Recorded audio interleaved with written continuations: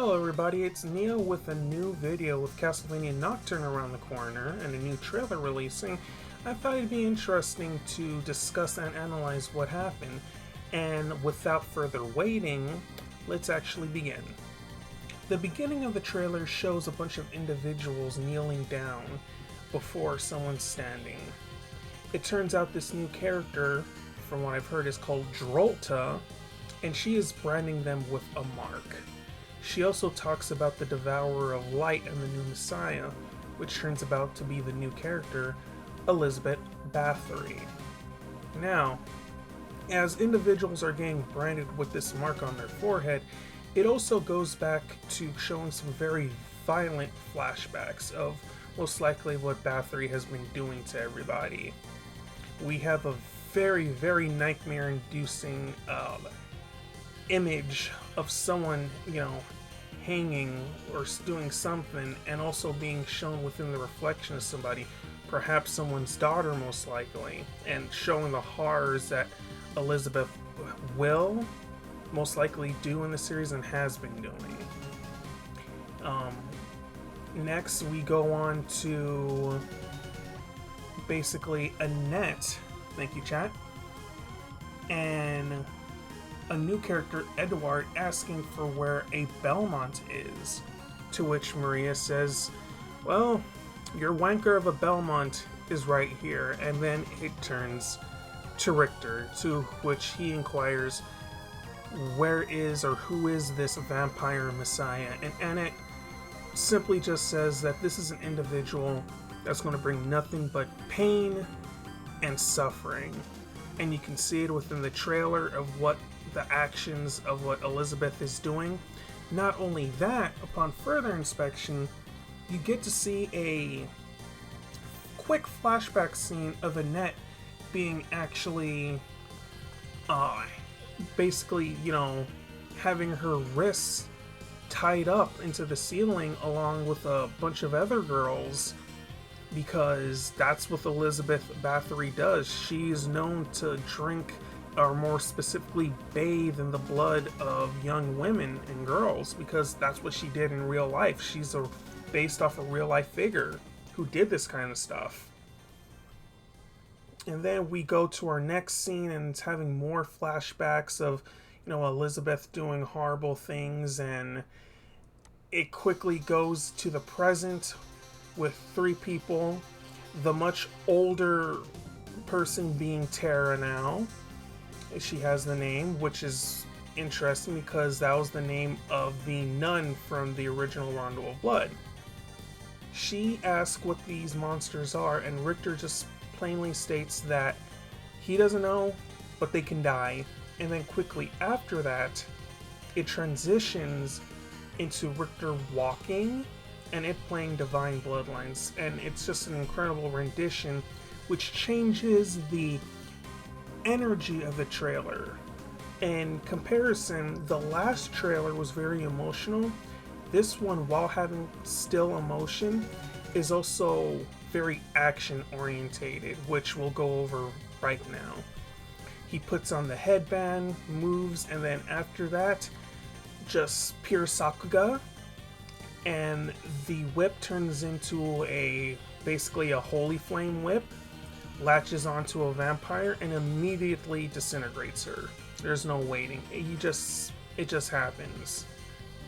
After that, we have, the same vampire from the last trailer, and just a better overall look at Maria's control of her sacred beast, and even a quick zoom in. Nothing too special, but it is showing, how well Maria will be able to defend herself in the series.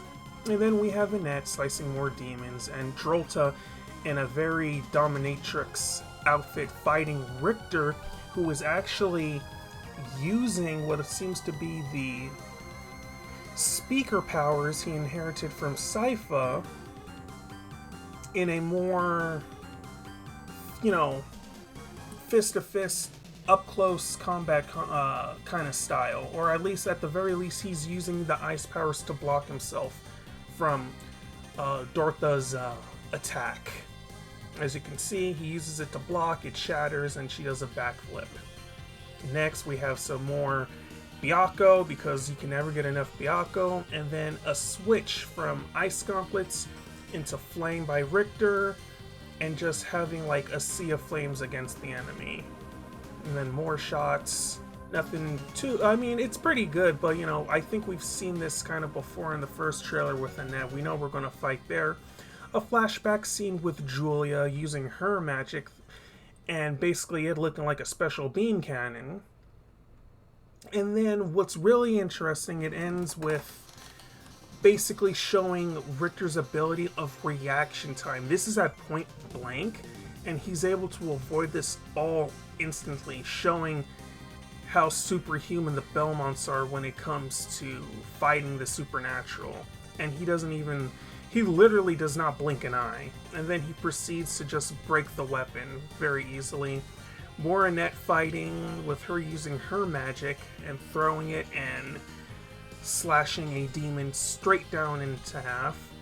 And then as the trailer goes on at this point, it goes from very action-based to more of the emotional one, to where Maria is telling Richter about fear and that we're all afraid. And you see Edward running while Maria is talking about this, probably indicating a flashback scene when, you know, probably Anette met Edward and they're trying to get away. A lot of things that can be interpreted from this. But what's important also is Richter replies to Maria he's only been scared once in his life, and he never ever wants that to happen again. And that, of course, is the night when Orlox, murdered his mother.